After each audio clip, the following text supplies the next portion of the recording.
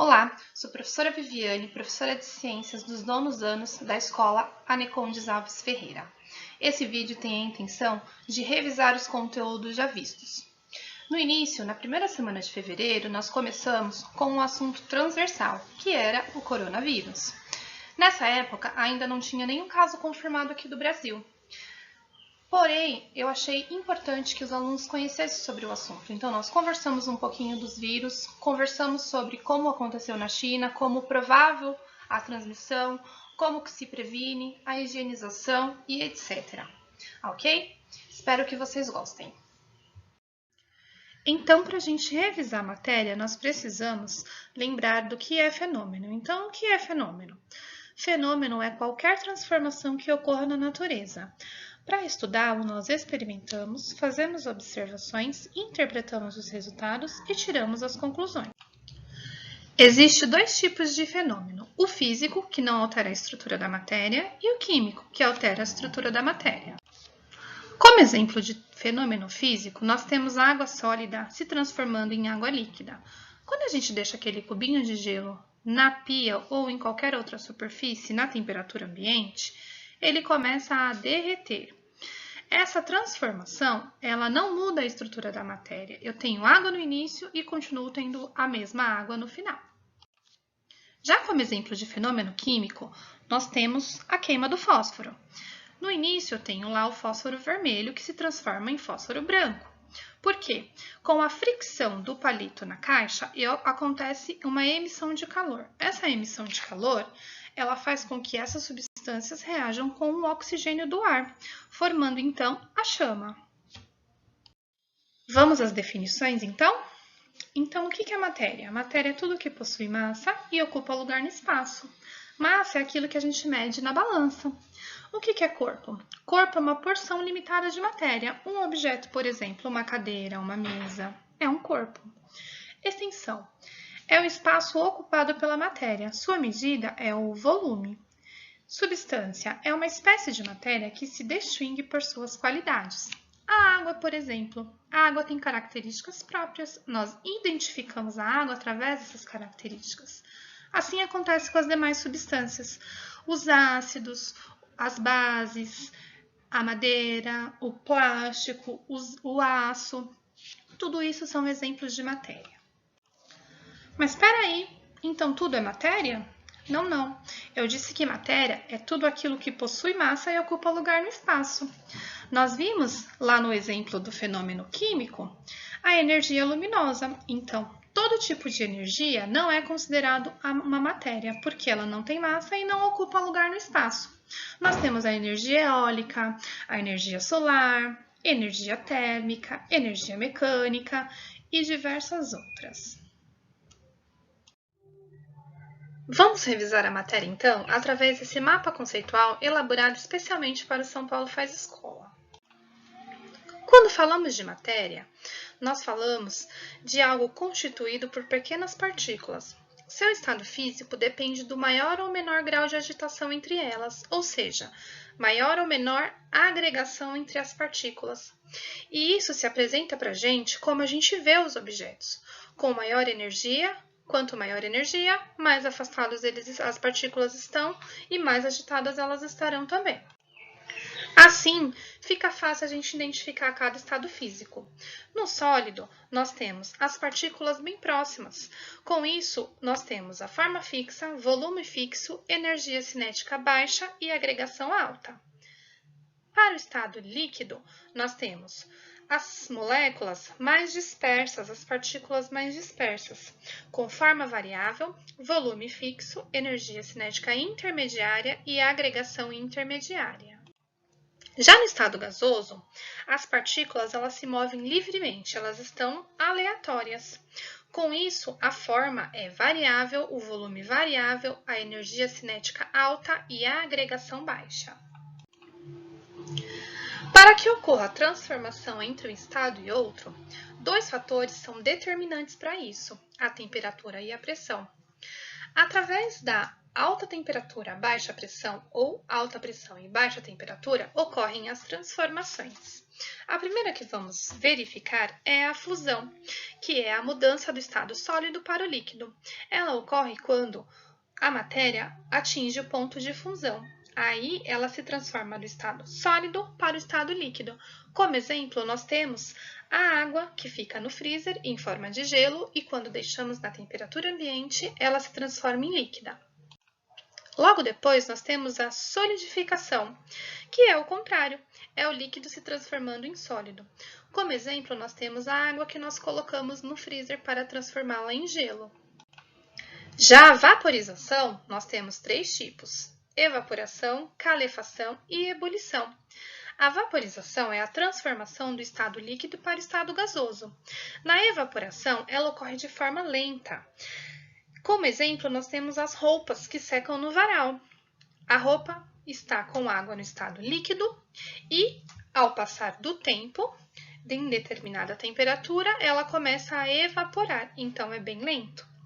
A calefação é quando a gente aproxima o estado líquido em uma superfície superaquecida. Ela ocorre de forma bem rápida.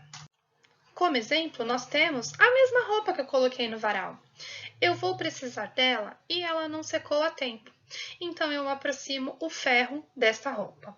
Quando eu aproximo o ferro, a água que ainda resta na roupa, ela evapora rapidamente, ou seja, ela entrou em contato com uma superfície muito aquecida, que é o ferro, e passou do estado líquido para o estado gasoso rapidamente. Outro exemplo de vaporização é a ebulição, que é quando a gente coloca a água para ferver lá na nossa chaleira. Esse exemplo de vaporização ocorre quando nós temos bolhas na massa líquida. A gente consegue observar as bolinhas de água lá na chaleira.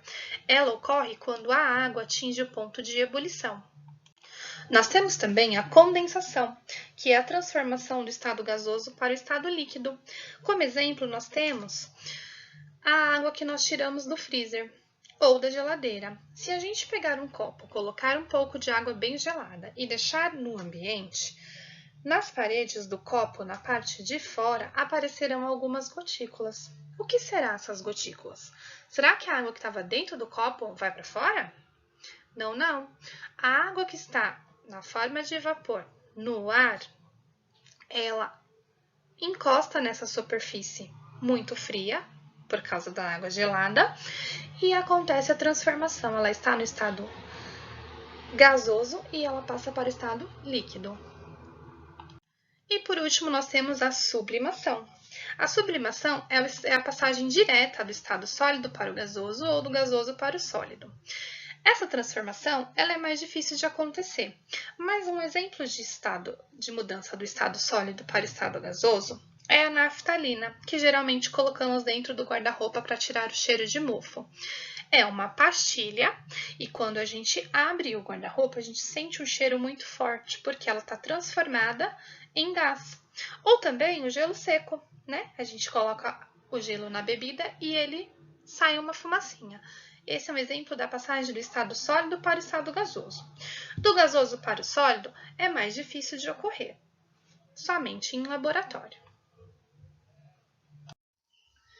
Então, nessa primeira parte, nós estudamos o que é matéria e suas transformações. Eu gostaria de enfatizar que a gente utiliza a substância água como exemplo porque é mais fácil para a gente associar ao nosso cotidiano. Mas que a água não é o único exemplo de substância. Nós temos também o metal, o papel, o aço e dentre aí muitas outras. Tudo bem? Para essa aula, o desafio é pesquise. Vapor e gás é a mesma coisa? Se sim ou se não, justifique a sua resposta. Vamos falar agora sobre a estrutura da matéria. Então, como é formada? Do que é formada essa matéria? Para isso, a gente precisa definir átomo. Mas definir átomo não é tão simples quanto parece. O átomo ele é definido através de modelos. E para a gente entender o modelo atual, nós precisamos compreender a evolução dos modelos atômicos. Desde a antiguidade, curiosos e cientistas gostariam de saber do que é formada a matéria, mas foi Dalton o primeiro cientista a propor um modelo realmente consistente. Baseado em experimentos que não revelaram claramente o átomo, ele conseguiu prever que o átomo era maciço e esférico, daí o nome bola de bilhar, menor parte da matéria, portanto indivisível e indestrutível. Em 1848, Thomson fez experimentos com tubos de raios catódicos, descobrindo a presença de elétrons, derrubando a teoria de Dalton, que o átomo era indivisível. Através desse experimento, Thomson previu que o átomo era esférico, assim como Dalton, mas não maciço, devido à presença dos elétrons. No início do século XX, com o surgimento da radioatividade, esse modelo ficou ultrapassado, pois este fenômeno não obedecia a esse modelo. Foi então que Rutherford fez um experimento com uma lâmina de ouro, onde ele descobriu que o átomo era uma estrutura, não era uma estrutura inteira. Existia um núcleo, bem pequeno e positivo, circundado por uma eletrosfera cheia de elétrons. A esse modelo, ele deu o nome de sistema planetário. Em dado momento, cientistas começaram a ver falhas nesse modelo, principalmente relacionada ao movimento dos elétrons. Como os elétrons ficavam em órbita? Essa dúvida chamou a atenção de Niels Bohr, que relacionou o sistema planetário com a teoria de Max Planck, que dizia que as órbitas são dotadas de nível de energia. Por isso, os elétrons giram em torno do núcleo e isso impede que eles caiam ou se cansem.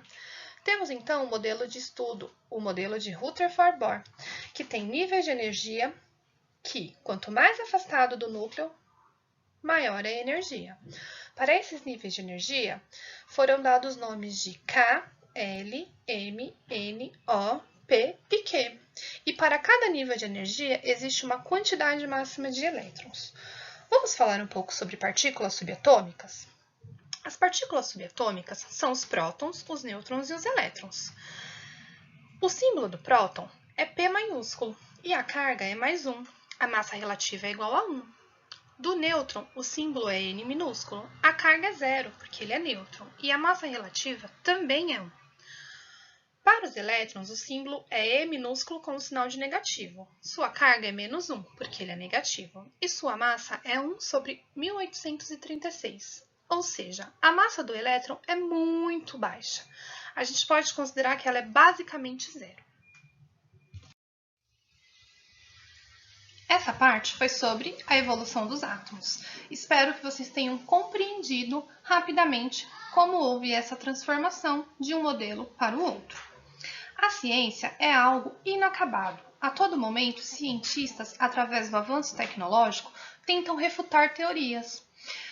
Nós utilizaremos para o estudo esse modelo de Rutherford-Bohr, mas ele não é o último modelo provado. Nós temos outros modelos, mas para a nível fundamental, esse atende muito bem as nossas expectativas.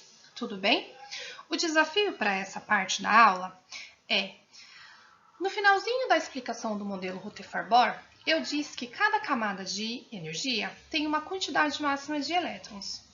Eu quero que vocês pesquisem qual que é essa quantidade máxima de elétrons de cada camada. E como desafio geral para essa parte da revisão, eu quero que vocês pesquisem qual que é a diferença de mapa mental para mapa conceitual. Porque nós utilizamos esses dois recursos nessa aula.